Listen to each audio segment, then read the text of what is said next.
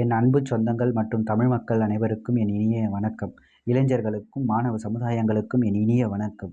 நாம் இன்று அரசியல் களம் காண விரும்புகின்றோம். ஆனால் இந்த அரசியல் களம் காண்பது என்று அவ்வளவு எளிதல்ல. நாம் சுதந்திரம் அடைந்து விட்டோம் என்று நினைக்கிறோம். ஆனால் இன்னும் தமிழகத்தில் சுதந்திரம் என்று ஒன்று இல்லை. நாம் திராவிட கழகங்களுக்கு ஆட்சிகளுக்கு அடிமைகளாக மட்டுமே இருக்கின்றோம். இதிலிருந்து நாம் மீட்டெடுக்க நமது தமிழ்த்தாய் ஈன்றெடுத்த தவப்புதல்வன் கு. அண்ணாமலை ஐபிஎஸ் முன்னாள் பாஜக மாநில தலைவர் அவர்கள் வழியை பின்பற்றினால் மட்டுமே நம் தமிழகத்தை சுதந்திரமாக மீட்டெடுக்க முடியும். அனைவரும் நல்ல முறையில் வளர்ச்சி அடைய முடியும். தமிழகம் மட்டும் வளர்ச்சி அடையாது, தனி மனிதன் அனைவரும் வளர்ச்சி அடைய முடியும். இன்று நாம் தமிழ் மட்டுமே கற்றுக்கொண்டிருப்பதால் நாம் அண்டை மாநிலங்களுக்கு பணிபுரிய செல்ல முடியவில்லை. ஆனால் அண்டை மாநிலங்களில் உள்ளவர்கள் அனைவரும் பல மொழிகளை கற்று இங்கு வந்து பணிபுரிகின்றனர். இதற்கெல்லாம் காரணம் யார்? திராவிட கழக ஆட்சியில் நாம் அடிமைகளாக இருப்பது மட்டும்தான். இந்த அடிமைத்தனத்தை போக்குவதற்காக தமிழ் தன்னை ஈண்டெடுத்த தவப்புதல்வன் தான் நம் கு. அண்ணாமலை ஐபிஎஸ் அண்ணா அவர்கள்.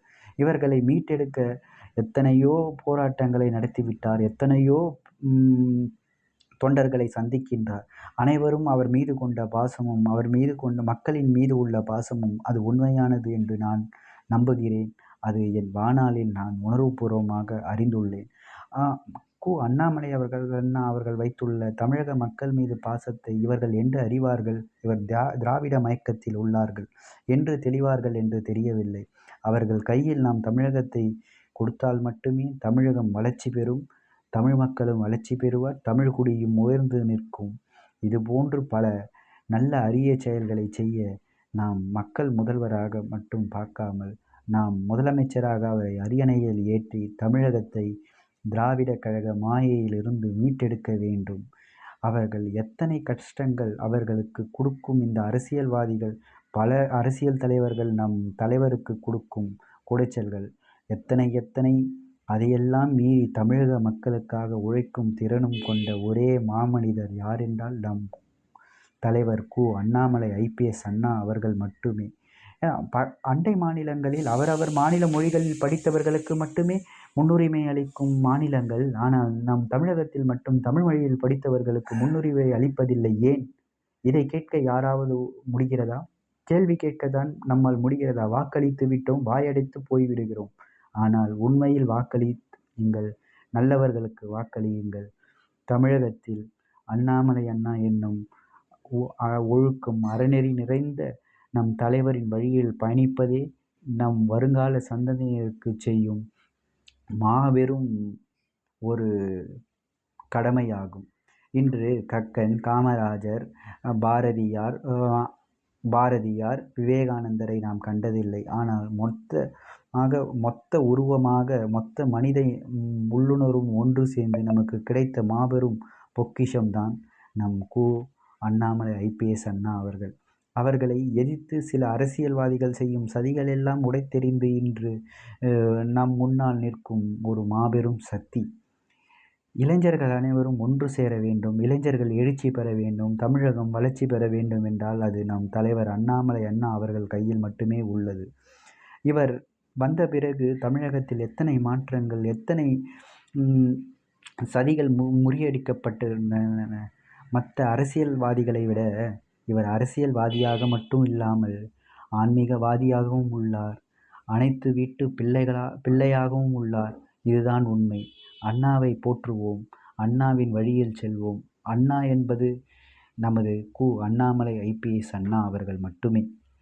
இவரை போன்று ஒரு நேர்மைமிக்க தலைவர்களை நான் இதுவரை கண்டதில்லை.